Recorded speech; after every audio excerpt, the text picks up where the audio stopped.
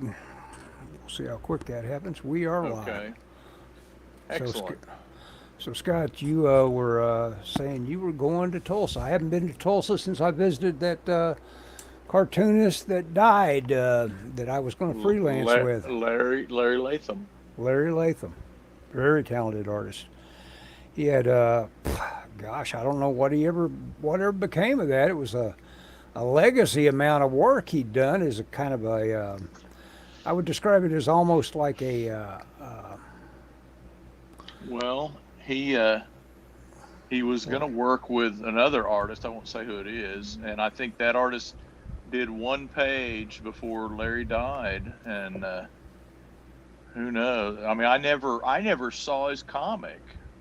oh, you never Uh, saw it. It's actually pretty good. You know, what's that I've heard guy? That guy, Mo- the French artist that Mobius. does, no, that started the clean art. What's Oh, his name? Hergé. Hergé. What's his character's name? Tintin. Yeah. His stuff was very Tintin, obviously inspired. Oh, yeah. The It's really good. At one of the stores they had it was kind of expensive, or I might have been tempted to buy it, some kind of fanzine, and part of it said Larry Latham. It Hmm. was because it had a Tulsa connection. This particular it was real small, smaller than a comic book, and they So, wanted like $30 for it, and I was like, oh, it was in a glass case, so I couldn't flip through it or anything. hmm. Uh, Well, that's but interesting. He was an interesting guy to me. Obviously, he had honed himself as being some guy that worked at OU for a while, and then went to the California and honed himself as a in the animation industry. And of course, once you turn into an animator, you're never going to be terribly lazy about drawing again because they yeah, make that's you it. That draw so much. yeah. Yeah, I don't know if if anybody still animates, traditionally. I guess. Well, I mean, people just say, "Hey, it's out there. I can do it. I can do it as easily as it's ever been done. So I'm going to do it. Why Yeah, not?" yeah, uh, yeah. So Dave DL and I went to Tulsa today. We've kind of got to where we go to Tulsa every, I don't know, 6 months or so. I say that this is the second time we've done it. We went Hmm. in the spring, and I drove, and Dave said, "Hey, if you'll go again in the fall, I'll go." The catch is we go on Thursdays because Dave has Thursdays off, and I took today off and Hmm. tomorrow, and I'm kind of regretting it because there's chaos at my work, and I'm like, should I go in? And then I got chaos. I got insurance chaos I need to take care of tomorrow. I don't know what's going on.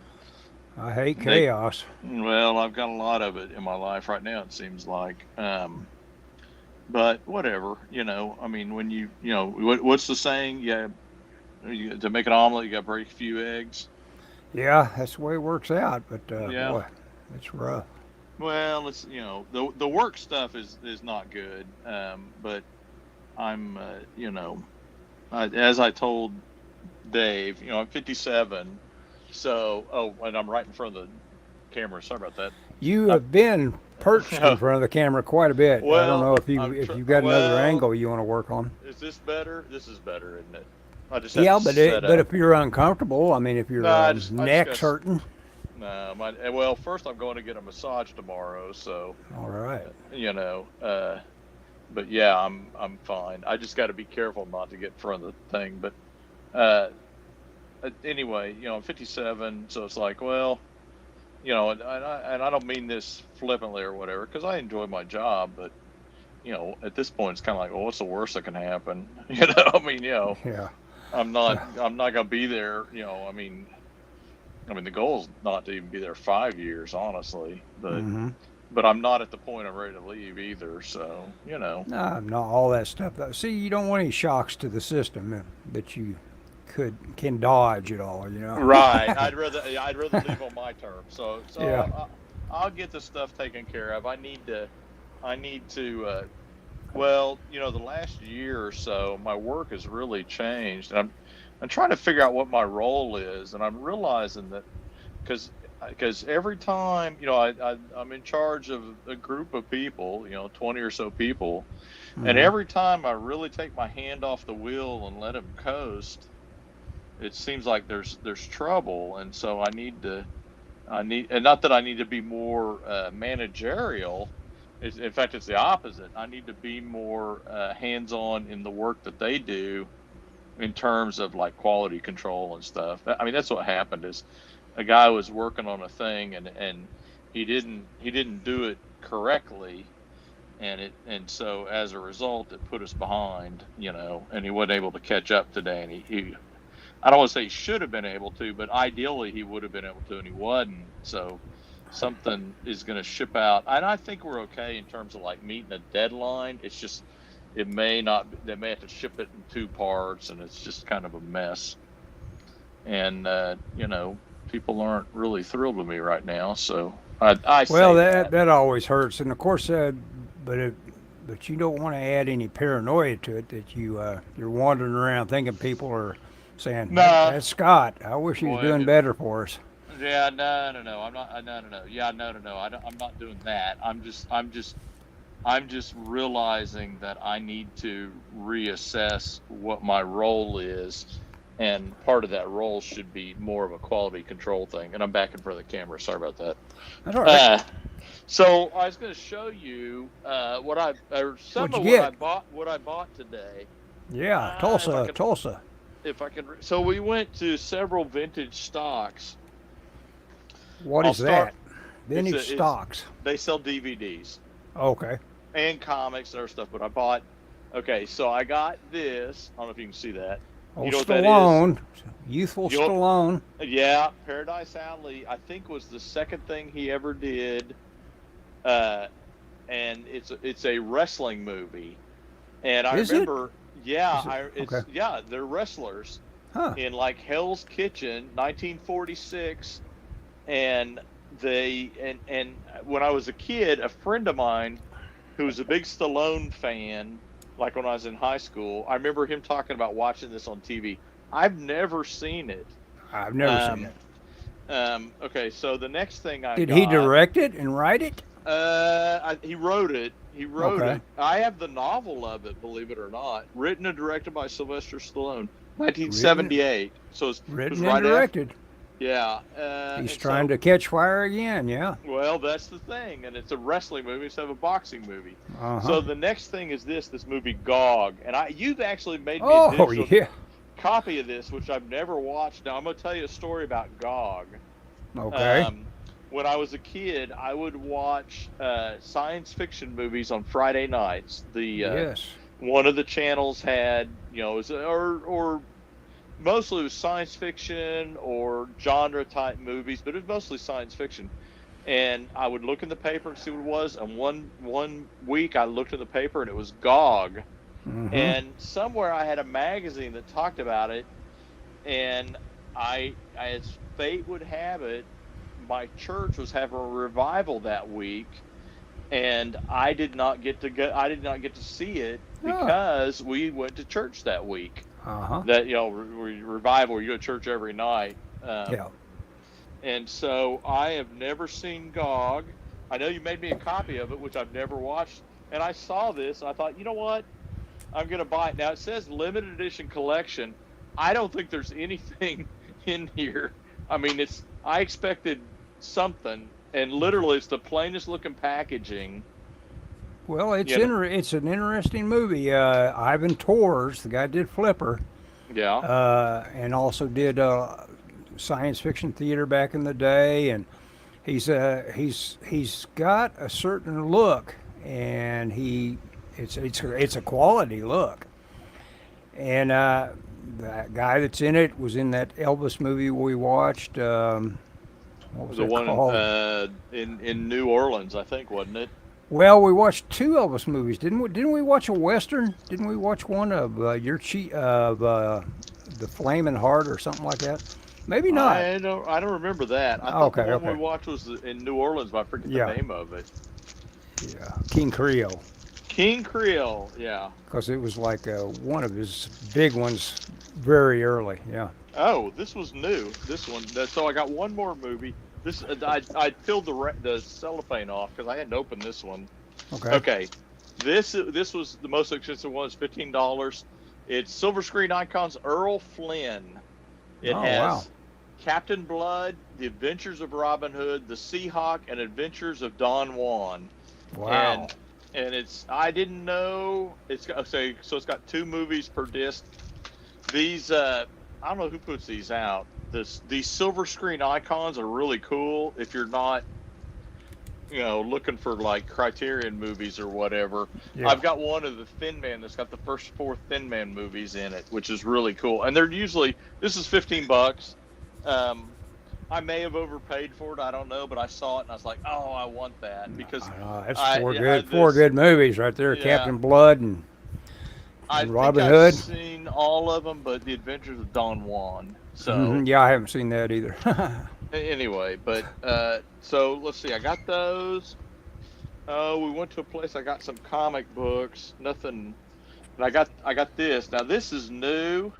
But they made a facsimile of the old Superman versus Muhammad Ali, and I don't know where that's centered. I haven't been able to find this. My shop, I asked about it, and they didn't get one.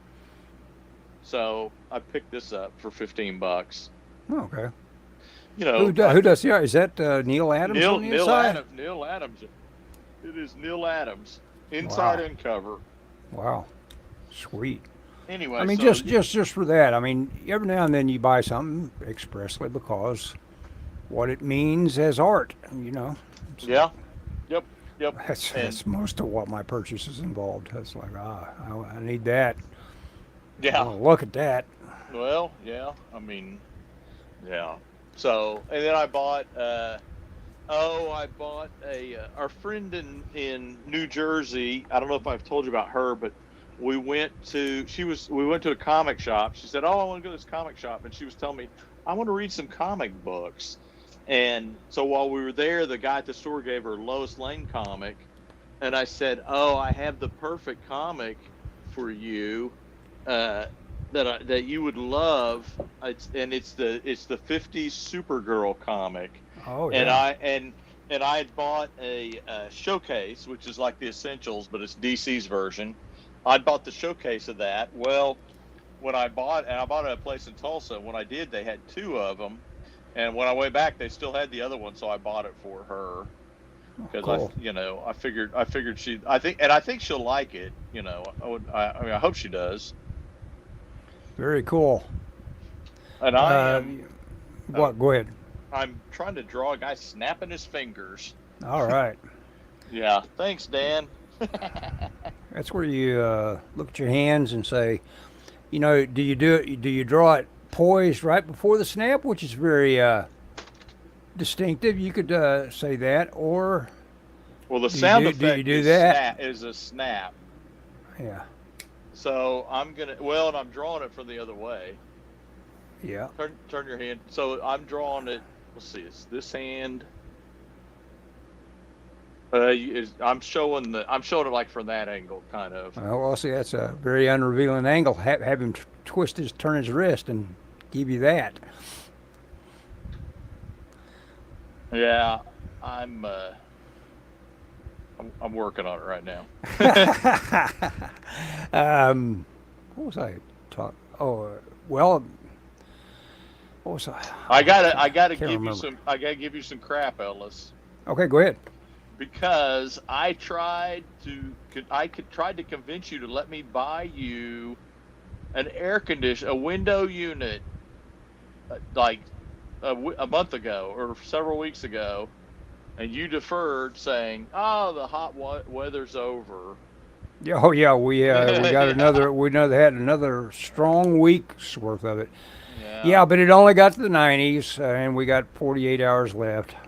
That's Well, I survived again. What was I going to tell you? Oh, have you ever? Oh, GOG. Guess what? yes. I saw GOG. GOG is one of these rare movies that was at the height of the 3D releases, and Oh, really? it was a very good example of 3D in the day. Really? And I went to the only showing of it because they didn't release it in 3D. They went to the trouble of shooting it in 3D, but it was one of those where it was tailing off, and they did not go to the trouble of releasing it in 3D. And I went to the Egyptian Theater for one of they're always having little festivals. No, yeah. And in In LA. LA, yeah. Yeah. Went there and saw the only showing of GOG in 3D. Get out of here. I'm not kidding you. And GOG is pretty good. It's got a guy that is a pretty cool presence. I'm trying to think of his. Oh, well, to me, his biggest movie is always going to be the 300 Spartans, the 1950 ones. Richard Egan's 1950s 300 Spartans.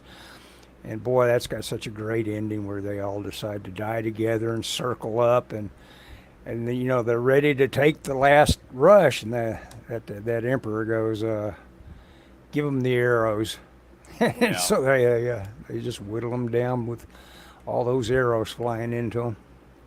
Yep, I've got that movie, believe it or not. Intense movie. Richard Egan had a story about supposedly, you know, Bronson. They were on a TV show together. It wasn't very long lasting. Hey guys, what's happening, fellas? I guess who's here? Dan is. It must be Dan, the infamous Dan. But yeah, they were trying to work together on a TV show, and Egan and Bronson kind of crossed paths a little harshly, and Bronson was spitting into the seeds into the fireplace where they were all gathered or something like that. And Egan had enough of it and was ready to fight him, apparently. Yeah, over that? Yeah, but apparently it was... it was apparently Bronson looking for a fight. But Egan taught judo and self-defense for the troops. It is like one of those things where Bronson looked him up and down and said, "Yeah, maybe not today." So it's like, you know, was it Empire? You are correct, Dan. Empire from 1962. I don't know if you've ever heard that anecdote. The TV show. Yeah. Yeah, Dan's amazing. He is amazing. Amazing Dan. In many ways, but yeah, his... I wish... Well, I hope he heard my story about GOG. Yeah. About just to know how amazing I am. Yes. I wish Dan... I always tell Dan he should move to Oklahoma. He ain't buying it. He ain't having it. No, I'm with him there. This is... I just watch too much TV. Yeah. Impossible. I just came in. What did I miss? Not much. We're talking about Tulsa and Tulsa trips and grabs of pop culture. I went to Tulsa today with my friend Dave, or Ellis and I's friend Dave. Mm-hmm. And here's what I picked up. Picked up Paradise Alley, the Sylvester Stallone wrestling movie. I picked up GOG, which Ellis was talking about seeing the only 3D showing ever of GOG. Ever. And I picked up an Earl Flynn Screen Icons 4-pack with Captain Blood, Adventures of Robin Hood, Seahawk, and Adventures of Don Juan. And that's about it. I do want to visit. Okay, it's on the list. Nice films. Yeah. You got some nice movies there. Yeah, I think I did okay. I mean, speaking of nice movies, guess what I finished watching last night? What? From Here to Eternity. Have you ever seen that? I don't think I have.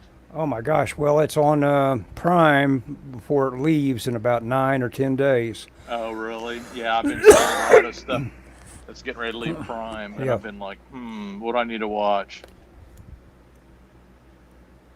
Because I'm off work tomorrow. Well, you might give the fun thing to do to check on a movie is to just see if it gets a hook in you in 5 minutes. And I've never seen a movie start so slow, but was delivering such goods and like giving you instant character sketches of everybody they show you. It's like with one little piece of dialogue, you know everything about this character. Burt Lancaster is working for this officer that if it wasn't for him, everything would just go to hell. And so his resentment is stated as, I swear to God, he'd choke on his own spit if I didn't remind him to swallow or something like that. You know, it's just got great dialogue like that. And of course, it's this, world famous book, James Jones. Have you ever seen The Thin Red Line, the Terrence Malick way too long movie, but is, it's based on the next James Jones book? What's it about? It's about fighting in what was it, Guadalcanal area? Oh yeah. Fighting in the Japanese in the in that war front. Speaking of World War II, my wife and I are going to New Orleans in December, and we're going to go to the World War II Museum, which we've been to a couple times, which I highly recommend if anybody's ever in New Orleans. Hey, as Dan notes, Superman is in From Here to Eternity. Yeah, he's very prominently featured, though, George Reeves. Speaking of war films, a Facebook friend was asking for best scenes to show a film class. In a war film? Yeah, I don't know. What best says in a Wow. war movie? Is he looking for like realism or like just good filmmaking? Because I would argue The Great Escape, when they're chasing Steve McQueen on his motorcycle, that's a good scene. That's a great one. I don't know how historically accurate that thing is, but All of those guys, when they're busted out, come across a little what do you call it, a set piece where like Coburn comes across his set piece where the French revolutionaries kill all the Nazis, and it's a very fun little way to play. It's like, okay, all you guys are sprung. What's happening to you? And they all get a little set piece. I want to point out that was one of my picks on the Classic Cinema podcast. Great Escape. Yeah, that's I talked about watching movies when I was a kid at night, on TV. That was another one that I saw on probably a Friday or Saturday night. I suggest Stalag 17. That's a good one. Yeah, because it is just all character study and really well directed. Yeah. Oh yeah. Especially Peter Graves. Peter Graves. You just think of Mission Impossible. That guy could hold his own. That guy was looking old Robert Mitchum in the face in Night of the Hunter, looking like, I'm about to kick your ass. Now, how many people can look Robert Mitchum in the face and act like you're going to kick his ass? I tell you, not many. No. Robert Mitchum, he always come across as like the guy that Charles Bronson wanted to be. Yeah. I mean, I don't know how tough Charles Bronson was. Probably plenty tough. Yeah. Robert Mitchum, seemed to be like the guy, He and his brother just were like being trouble their entire lives. As a matter of fact, that's the name of his brother's autobiography. Chevy Chase did and got fired from. I don't know what Chevy Chase get fired from. Oh, okay. What the one Chevy Chase did and got fired from? Oh, the NBC series Community. I just read a book called Thanks for All the Money by Joel McHale. I read most of it, and that guy is really good at writing little setups and jokes. And I wanted to buy the book just for that as a workbook on writing jokes. God, I used to watch him. I watched him on Talk Soup. He was funny. Okay, is that snapping, Ellis? Look at the yeah, that's snapping. Okay. It just with the sound effects, Yeah, there'll be a sound effect. Somebody will put it in, me or somebody else. Yep. So any of us fans of Community? I was an early fan. I really enjoyed the first two seasons. I watched a little bit of it, but it never hooked me. The show that I really liked, Ellis, that really hooked me and I thought was funny, but I find all the cast insufferable, was 30 Rock. Yeah. 30 You Rock know, was you know, hilarious. yeah, It's really well written. yeah, but oh god, all those people are just Oh yeah, they all were. so freaking annoying for many reasons. The actor who played Leonard the old guy also played Happy in Stalag 17. Let's see, Leonard the old guy in Community. You I okay, don't, dude? yeah, are you hearing me when I cough? Yeah, you're making me cough. Okay, That's okay. I'm sorry. That's the I last don't know. little thing that I'm getting over. My energy's back, everything's back, but every now and then, I rumble that stuff up to the surface, and I got to cough it around. Well, my doctor has me on blood pressure meds that give you a dry cough, Oh boy. and some nights, man, I just lay in bed and cough, and I'm like, oh, my wife is going to make me sleep on the couch if I don't knock it off. Yep. It's not, and it's not doing it. It's just dry cough. It drives me up the wall. Yeah, But yeah. the You just assume it was rolling some Yeah, I know. phlegm Let it around. do yeah, let it clear up my lungs or something. But no, Mhm. but Parks and Rec is great. Another example of great. I got a thing for Aubrey Plaza. I don't blame you. Have you seen the Aubrey Plaza and the guy in Guardians of the Galaxy and Jurassic Park? That guy. He's there. They're going to get a house, and the guy selling the house is Werner Herzog, and it's in some sort of weird portal dimensional house that opens into all the evil in the some sort of Lovecraftian way. He's just hinting at it, in his Yeah. Werner Herzog way, and it's just hilarious. They just decide they got to have that house. She's the wait, new. What? okay. So is it her and Chris Pratt?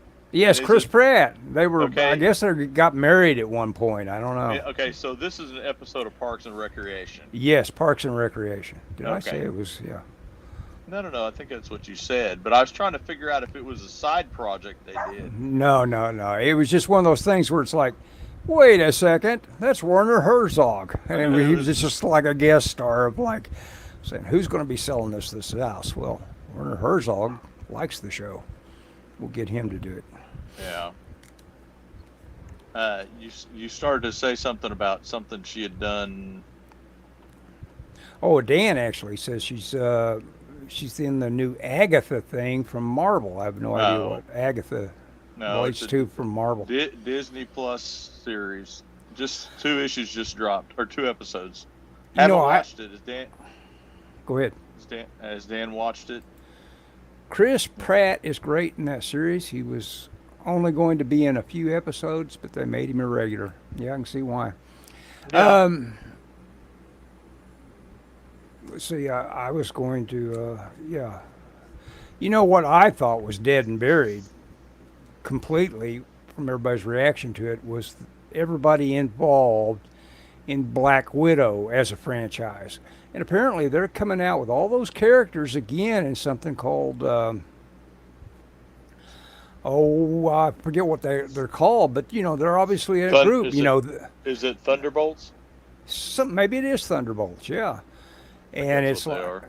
and Werner wants to see the baby, yeah.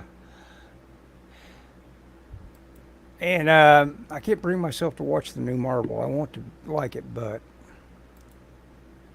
Thunderbolts, yes, that's right, Thunderbolts. But anyway, that whole cast and crew, the dad, and apparently, the Scarlet is back Yeah. on board again, and they're ready to say, "Hey, you don't know what you're missing. We're going to do this again."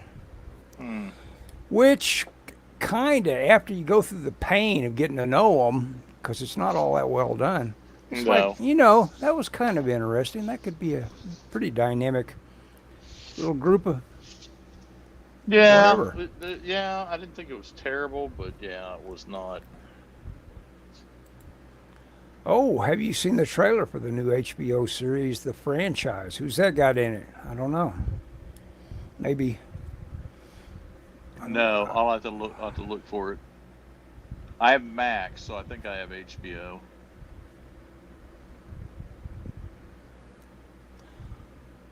Yeah, I've got movies to watch. I've I got. say, I bought 6 of them today. yeah, yeah.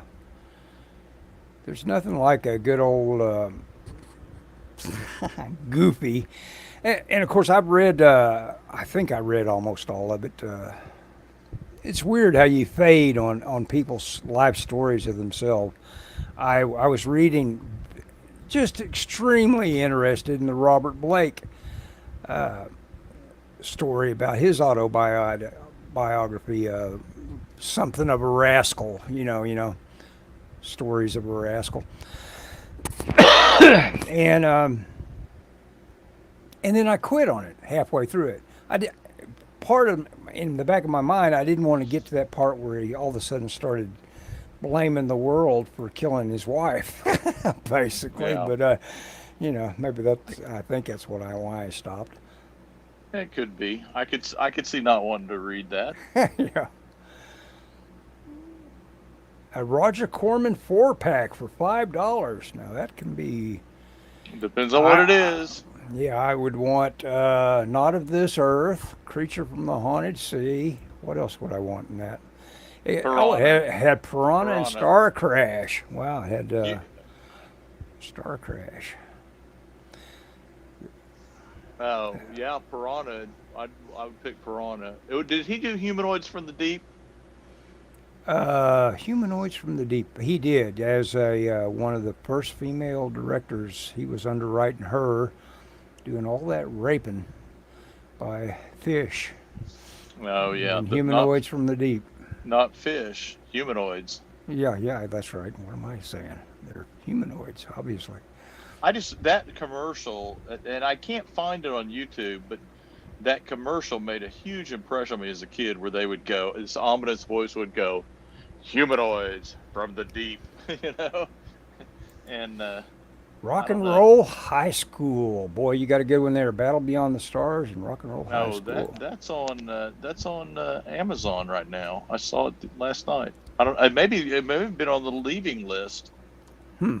Well, I may check that out myself. I love that movie. It is so nicely paced.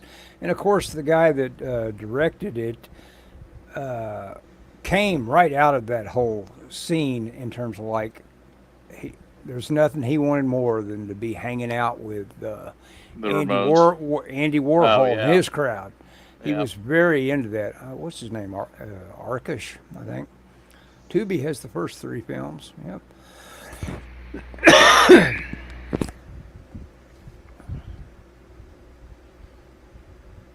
Am I? Are you hearing very directly me coughing when I cough? No, most of the time it sounds like you're turned away.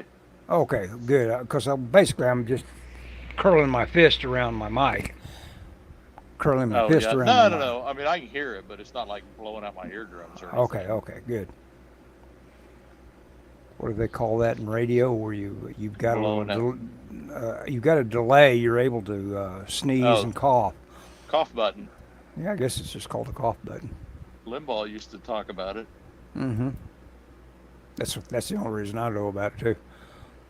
So what page are you on, Scott? Oh, now we get down to business. Oh no, yeah. Are you asking that, or is Dan asking that? Dan is asking that. I None don't of your care what business, page you're Dan. on. Page 8, Dan. I did. Oh, let's see. Hang on. I don't know if. Oh, here's page 7. I don't know if I showed you all. But I think I sent Dan a picture, but it wasn't quite done. Here's page 7.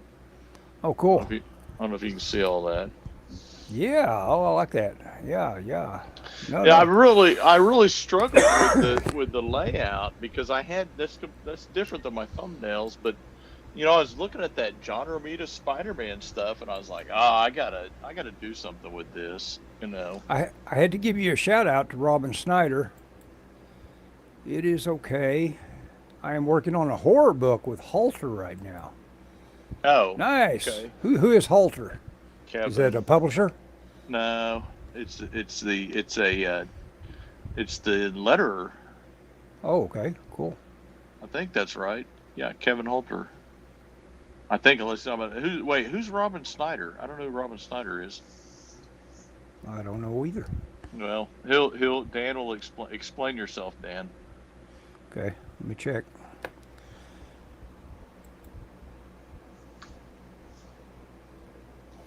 Kevin Scott Halter. Oh, Says, sorry. speaking of, if you want to do something for the horror book, let me know. There you go, Scott. Get your little. Yeah. Yep. I mean, Yeah, says yep. He just said confirmed that is the guy you're thinking of, Kevin Scott. yeah. Yes. Who's the letterer for this and colorist? Sorry, I had to think of his role. Snyder is the writer I interviewed for the article in Back Issue about DC's Unexpected Comic. Unexpected Comic, huh? Oh, okay. So, I guess that was some sort of jokey title. Unexpected Comic. Yes. Tales of the Unexpected. Oh, yeah. I've seen that comic. So, well, thank you. Did Dave outdo you on purchases or not? He bought a stack of heavy metal. Dave is trying to acquire all the heavy metal magazines. Boy, it'll take some doing, but it's doable. Yeah. Well, he spent. I don't want to talk about how much somebody else spent, but he spent he spent a fair amount of money, and he got how did he get? 10. Let's see, 10. He got 12 or 13 of them today. I would never have that as an ambition myself because No, me I got neither. good and tired of the where they went with basically their look, their house look of it all. Oh, and he's committed to getting all of them, including, because they're not publishing anymore. No. So he's getting he wants even like the latest stuff. Huh. And I'm like, oh man, I don't know.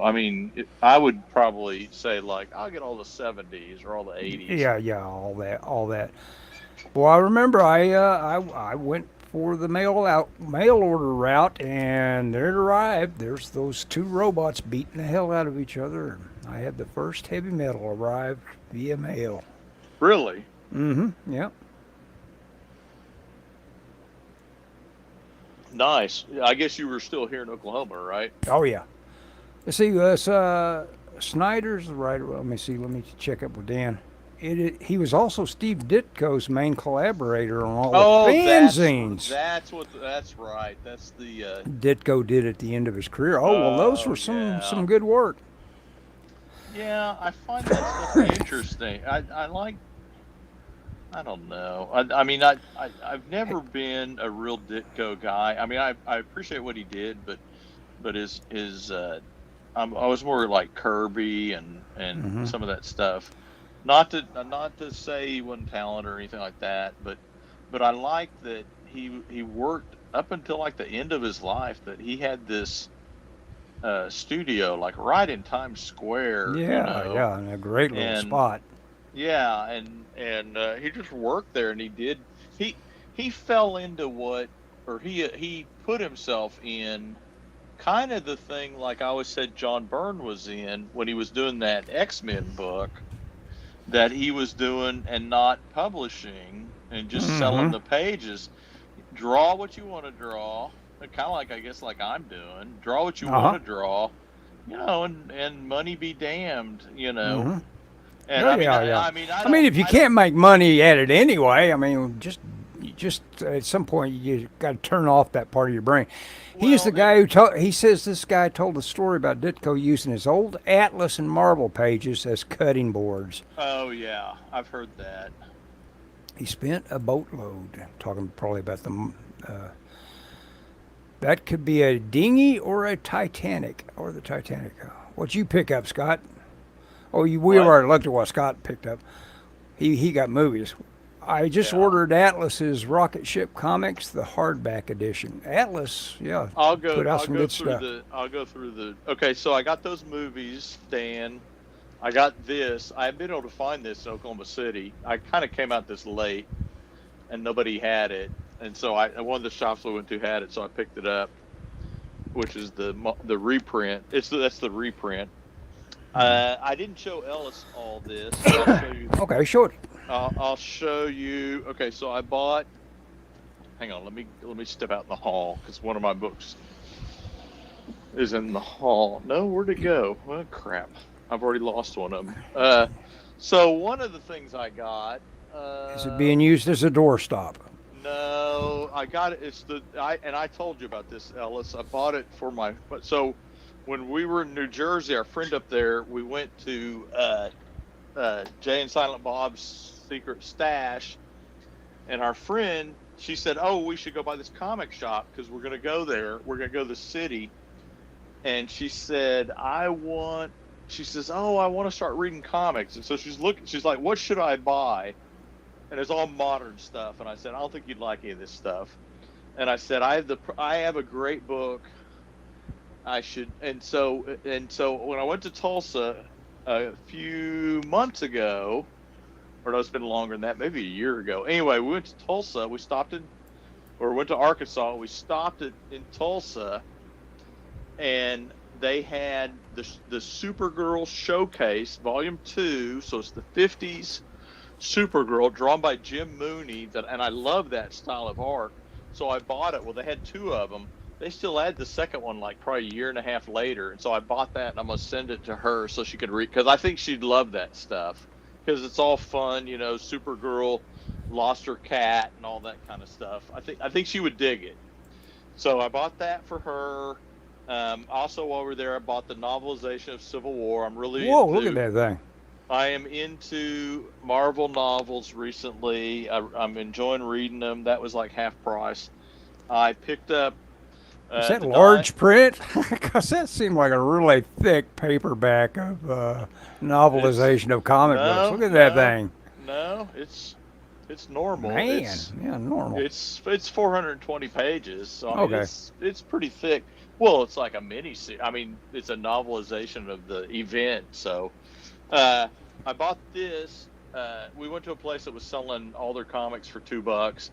I bought this because Ryan Bodaham, or however you say it, I had kind of come across him when he drew. I was in some online comic group, and we were drawing. Everybody put their samples on there, and he had drawn some Wolverine samples that I thought were kind of cool. And I saw he'd done this Hickman book. I'd never seen it, and so I saw the first issue, and I picked it up. I flipped through it, and I don't like it. So, Okay. it's kind of, so I bought this same place, $2. New Warriors 25. I love the New Warriors, the old New Warriors. Cool. And Bagley's art. Bagley drew this, so I bought that. And then I bought these. I bought a few DN agents. Not DNA agents. DNA agents is cool too. Who Yeah. who is that an anthology of? Oh, it's the old Eclipse, huh? Yeah. Is it old Eclipse or some sort of new Eclipse? No. This is old, from like the late '80s. Okay. It's. I remember that era. It's Mark Evanier and Mark Evanier, isn't it? Will, however you say it, and Will Okay. Mignot. Will had Mhm. worked for Marvel, and then he started working in animation. He met Mark, however you say his last name, and Uh-huh. they did this specifically to try and sell it as like a TV series or an animated thing. And I have, hang on just a second, let me step over here and see if I can grab it. I don't see it. They made a trade the hell? Oh, there it is. Hang on just a second. It's always my studio's a freaking wreck. Facebook friends with Will Maginot, Yes. the artist. Yes. Yeah. He's Dan so and cool. him. He's basically just drawing good girl art these days. Mhm. Yeah. Well, yeah. I mean, he's another guy that's retired. I don't know how much commissions he does. I'd love to get a commission of his. Knowing people is something else. When I first got to San Diego, of course, for whatever reason, I somehow connected to Brent Anderson, and he almost like was getting me out the door saying, well, who you need to talk to is Shell Dorf. And Oh, yeah, I guess that is who I needed to talk to, because I met very early on a lot of people. I joined CAPS down there in San Diego, which is the cartoonist, artist, whatever. And right away, the first thing I went to in CAPS, there was William Stout was showing us art, top secret. Nobody tell anybody that you saw this stuff, for the remake of Invaders from Mars. Were the and I caught on to Yeah. I caught on to it immediately. I said, "Oh, there's a guy walking around backwards in the suit, huh? To make it look like he's got a dog leg." And he was kind of annoyed by that. And I also saw Evanier at that first thing. And of course, at that point, about the only thing that was making Evanier famous was he brought anime to America in a big way through that first, what was that? It wasn't Transformers. What was the thing where the jet characters transformed back and forth? But anyway, he was the guy that brought all that stuff to the States. Oh, really? I didn't through realize through that. yeah, through some sort of entity. So this is my DNA Agents Look at that thing. Industrial, and I didn't realize that's the first 14 issues in it. And this is hard to find, and it's not in color. And so the issues I bought are actually in here. But I think this is everything that's drawn by Will, however you say his last name, how do you say that? I said Maginot. I went Maginot. Italian on it. Yeah, anyway. But Maginot, that's not how you spell the Maginot line, but No. Musino. Go ahead. Anyway, I love this art. It's cool because it's black and white. Well, I dig that stuff too. It's very expressive, yeah. Oh yeah, I love his art. It is pronounced Minio. Minio, like Sal Minio. Wait, is that how Sal Minio spelled his name? No. No, like Minio. Mm-hmm. Anyway, that's so. I have this, and I kind of wanted to. And DNA Agents, I kind of missed when it came out. I think it came out in the late '80s when I wasn't really reading comics and I was poor. Mm-hmm. Anyway. Yep. But yeah, it's cool stuff. Very cool stuff. I think that's everything I bought. That and lunch. Oh, you bought lunch for you and Dave. What do you have? Well, no, I bought me lunch and he bought his own lunch. Oh, okay. We went to this place that's in Tulsa that does they get fresh fish, and God, I had this combo platter that was it was some sort of, it was fried. I got the fried one, of course. Probably shouldn't have, but it was a fish, some sort of fish, a white fish of some sort. Hush puppies are phenomenal. 2 shrimp, 2 fried scallops, and a deviled crab. And I mean, wow. It was so good. Sounds like a lot of fish. It was big. I shouldn't have got that. Dave was good. He got the broiled fish combo. Oh, and I got black beans and rice, or rice and beans, red beans. That sounds good with it. Yeah. Sounds like something you'd get it. And lemonade. Got to wear like lemonade. Oh my gosh. Mark Evanier. Let me click on his Wikipedia and see. Grew the Wonder. He's worked on a lot of stuff. His mother's Catholic. His mother's Catholic? Is that what you said? Yeah, it says he identifies as Jewish. His dad is Jewish. His mother was Catholic. But see, if it was the other way around, he'd have no choice. He would have to be Jewish because if your mother's Jewish, you're Jewish. That's what I think. Have I got that right? I don't know. I don't know. I'm using my cheat sheet for hair. Have I showed you this, Ellis? Let me look. I'm on a Wikipedia page. Oh yeah, No. yeah. That's a very good way to get some notions about clustering. This angle kills me on this hairstyle. I specifically bought this action figure because I want his hair to be like the black, or I want the Black Cricket's hair to look like this. Well, you don't want it that complicated. You need to simplify it even further. He has some stories about getting shows taped off of Japanese TV in the late 70s and 80s. Yeah, no subtitles, but he's talking about Evan, I think.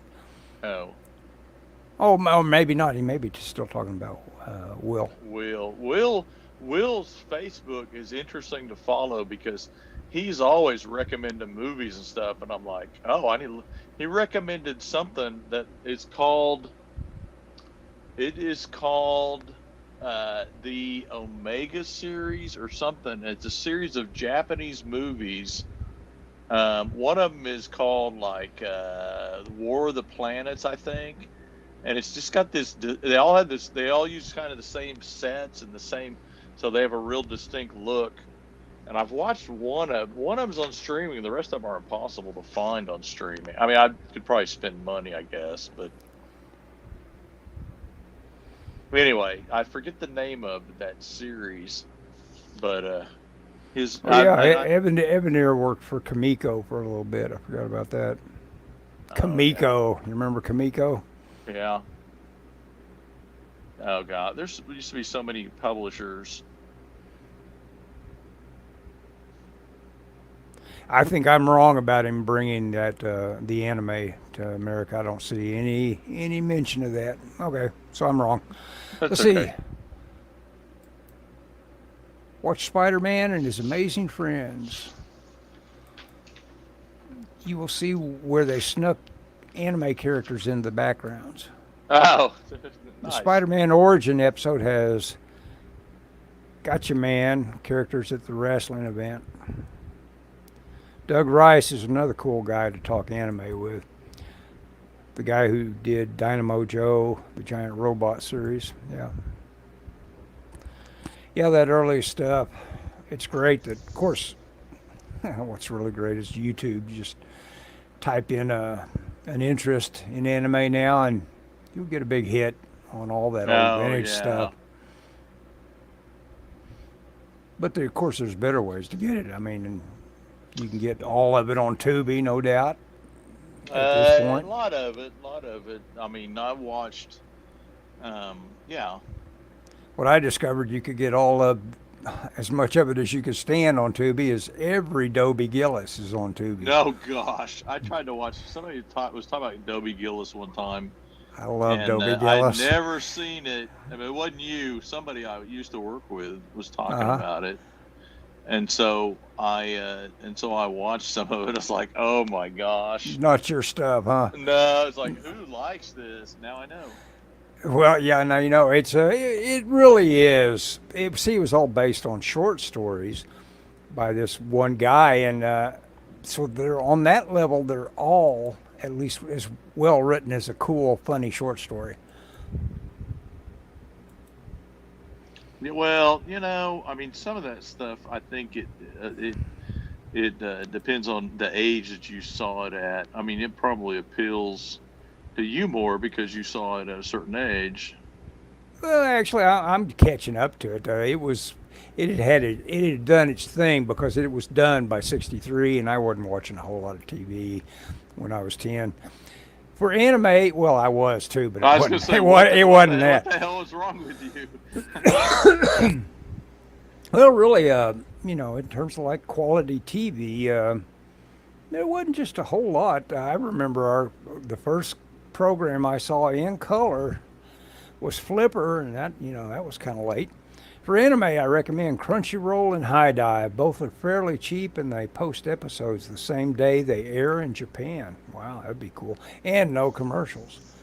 And they've been able to do dub episodes the same day they're released in Japan. Man, someone is a hard-working beaver in that Studio. Yeah, Or that, that aspect of it. It's not called generalization. It's called localization. localization. Yeah, where you get everything to where everybody can use it. Yeah.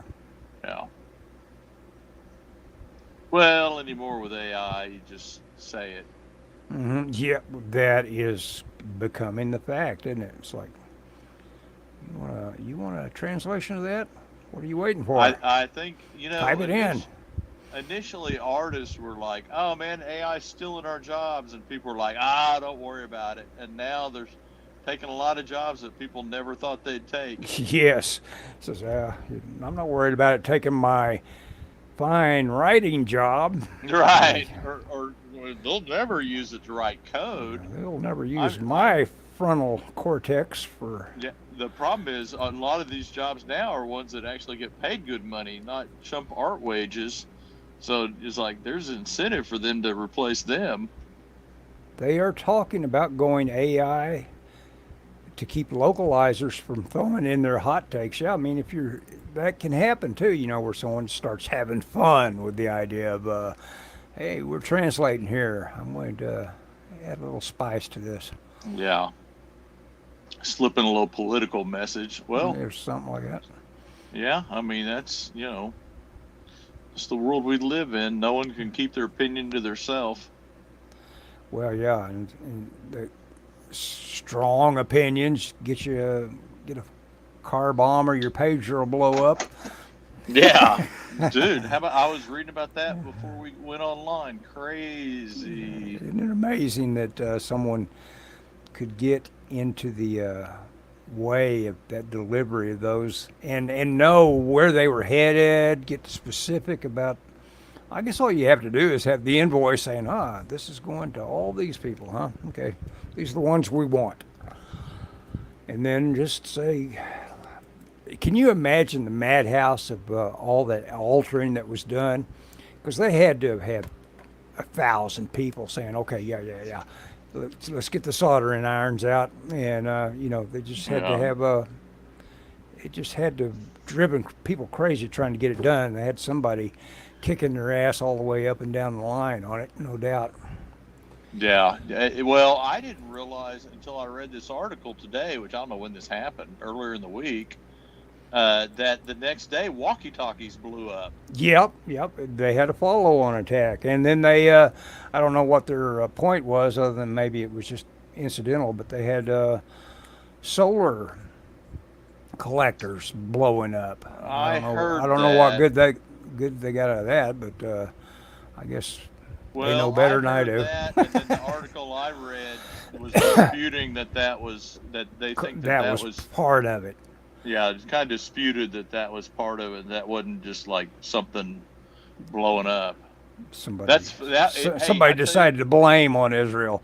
Hey, my Yeah. solar collector blew up too. Well, and if you know what, if that means some guy doesn't come to my house every night trying to bug me about solar panels, sell me solar panels. Yeah. I had to throw a guy off my property one night because we were cooking dinner, and he was like, your neighbor's got solar, and I'll answer the door if somebody's there, but it's like, he's giving me the business about getting solar panels, and I'm like, I do not want solar panels. Yeah, those things are so junky looking. Well, and the high winds around this that's awful place too. It's like you don't want anything up there dangling off your roof. right, and they're expensive, and they go, well, you can pay it out, and you make money, and well, a guy at my work has some, and I mean, he does pay less electricity, but he's paying off a $20,000 solar panel bill too. Yeah. And it's not all it's cracked up to be. It's not all they. I mean, he's happy with them. Don't get me wrong, but he's also probably going to live in his house longer than I am. He's 20 years younger than me. So Yeah, all of this stuff, all this energy stuff is, as it sorts itself out, it's going to get very interesting uh, because it doesn't go away as a problem. You need that energy. Yep. It's the only problem, really. Yeah, it Gotta kind of have it. is. I Yeah. mean, yeah, there's some truth to that, I would I say. mean, it's at the headwater of what you need. Well, yeah, I mean, a lot of our problems in the Middle East are caused because they have money from it. So, you know, Why put them on your roof when there are Joshua trees you can cut down and use that land for solar panels? Yeah. yeah, no kidding. I mean, you know, Nah, there's a lot of stuff that gets done just because it gets underwritten. There's this thing that went yeah, viral where this guy had a couple of FBI agents that he just lambasted that came up to his door for mean tweets, and those guys just tucked their tails between their legs and ran basically when they realized that this guy was just going to be in their face about what the heck are you doing here. you And know, they said, I don't really have an answer for that. We'll see you later. And it was pretty silly looking. yeah, But the first thing he braced him was, what do you guys make? He wanted to know if he was looking at a couple of guys making 100K a year coming to his house to talk about mean tweets, and that you don't get yeah, more basic than that yep, of interpersonal relationships with you and alleged authority than saying who sent you here, who's paying for it, and yeah. How get much? get to get the hell out of my face. Yeah, what kind of tax dollars are paying you, and how much are you making? Yeah, I like this. This is not to get overly political, but what do you think about Newsom trying to ban parody in California? Yeah, I Well, tell you, the Babylon Bee loves it. Boy, they've done some good well, stuff with him. first off, his reign does not extend outside the state of California. Second off, there's nothing funny about anything in California, so it's probably appropriate that he bans it. Uh, I mean, you know, so I know someone that's been to that lived in California a while, not Ellis, somebody else, uh-huh. and in the last couple of years they've gone back to California multiple times. They have family there, Mm-hmm. and one time they went, and the husband got hepatitis. So some restaurant they went to, someone were preparing their food, used the bathroom, didn't wash their hands. Mm-hmm. He got hepatitis. Was sick for years, or for months. Uh, the wife went and was in a splash pad with some kids, Mm-hmm. and got some like a MRSA infection, a staph infection. Mm-hmm. I got something pretty bad from a pool in California myself one time. Yeah, I missed don't. a wedding because of it. Yeah, I think California's a filthy state, and I know Ellis loves it, but I'm disagreeing with him.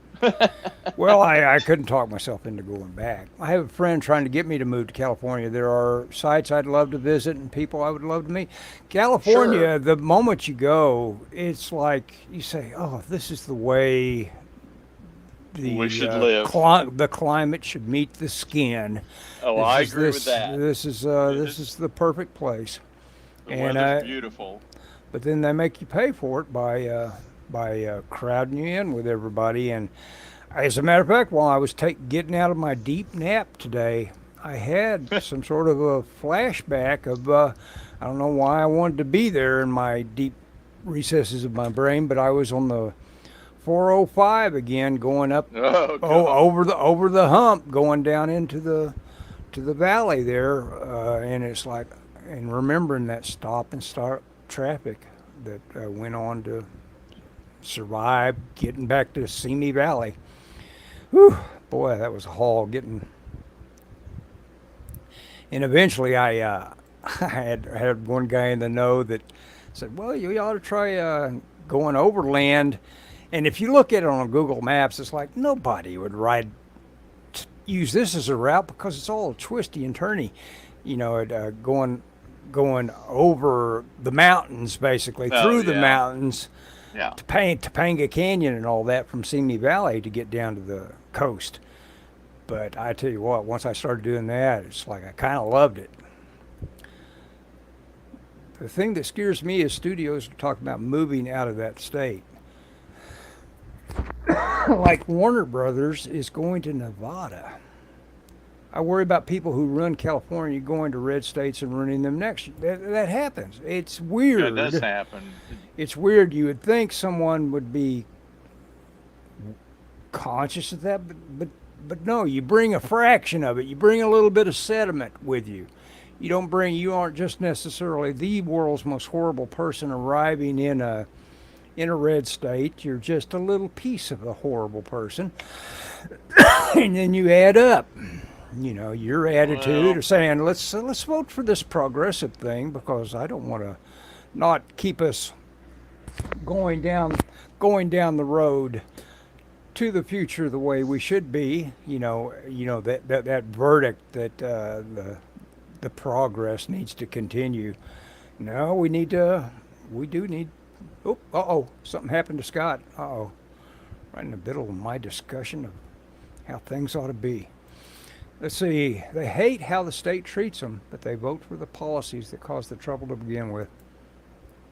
And bring them with them. Yep, happens. For some reason, Scott, I imagine he got a phone call. He uses his iPhone, and the phone interrupts his ability to stay with his hooks in to this show, and he goes away all of a sudden. I've done some pretty crummy drawings tonight, but I do them with, I make them, they can't help but be direct because I just do them with ballpoints. Don't think about it too much, just big shapes. Well, if Scott bothers to come back, he may have a call that all of a sudden really involves a lot of his discussion, something like whether or not he's coming into work tomorrow. Those look good, Ellis. Yeah, just you and me, Dan. I dig them. Yeah. You speaking of horror stuff. Mike Hoffman, of course, always his big love is horror and EC kind of comics and stuff. And I just recently showed up there, Scott. Let's add him in there and say goodbye to everybody. Hey, Scott, you're back. I guess you got a phone call, didn't you? Hang on, just okay. There you go. Can you Yes. hear me? Uh-huh. No, my phone actually died. Oh, okay. We were using it to navigate, so it died. I had to plug it in real quick and get a little juice in it. Well, you know what? It was time to go anyway. It's an hour 7. Yeah. No, to answer Dan's question, I'm not taking off every Friday. I am off tomorrow, but I only work half a day on Fridays. Mm-hmm. So, Hoffman is cool. I got to meet him at Charlotte Comic Con just before the COVID hit, huh? Oh, yeah. I need to talk to him personally if I ever get her out to another big con again someday. I don't think he makes too many of them anymore. No, I got that new computer, and so I'm copying all these files, and there's a lot of Hoffman files. I'm sure you got off his website that you gave me on flash drives. I'm putting all that stuff in there. Well, I just know that you wouldn't put them out and sell them or anything like that yourself. I'm just sharing stuff that I bought from him. Well, I'm sure it all came from his webpage, but anyway, or his Instagram account and stuff. But it's cool to see all that stuff in one place. But yeah, he's pretty good. I'll have to send you my Tigress. I got the Tigress. He's already put it out. The Tigress pinup book that I'm in. And there's, really? Yeah, the credits shows where he's that guy.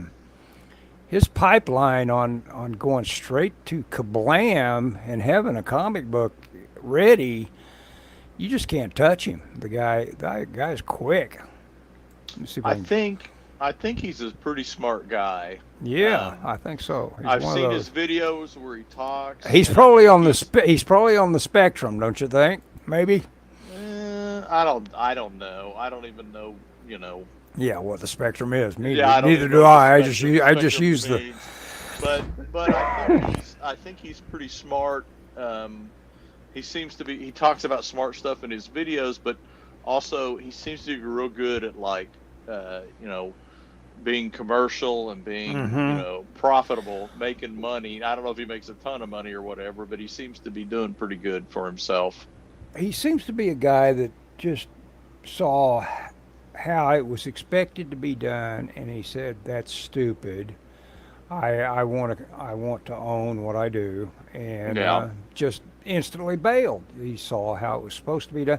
I had some examples of his early artwork and some Neil Gaiman stuff. Actually, it was everything Neil Gaiman did for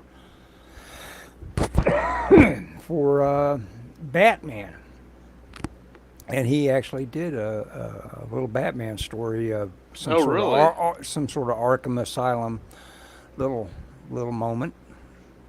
Interesting. And it wasn't all that good, you know. It was like saying, "Oh, well, he's kind of challenged by this, wasn't he?" But of course, it's probably real early stuff and all that. Well, and I think drawing something for Neil Gaiman would be, you know, challenging period. So Yeah, he would make some sort of little short story moment that have all kinds of subtlety to it, and it'd be like, how am I going to draw that? I don't know. Yeah, I think, yeah. He got screwed over by publishers who ended up leaving him high and dry. He did the work expecting the money to come in, and then nothing came in. Yeah. Yeah. I wouldn't know anything about that. Me neither. I just know that money and me, we've never been acquainted. Well, you ready to go, Scott? Or you want to? Yeah, nope. I'm done. Or you're ready to end it? Hey, I'm Dan, ready it's to good end to talk to you again. Yeah, no And- doubt, Dan. And we'll say bye bye now. See you, Dan. We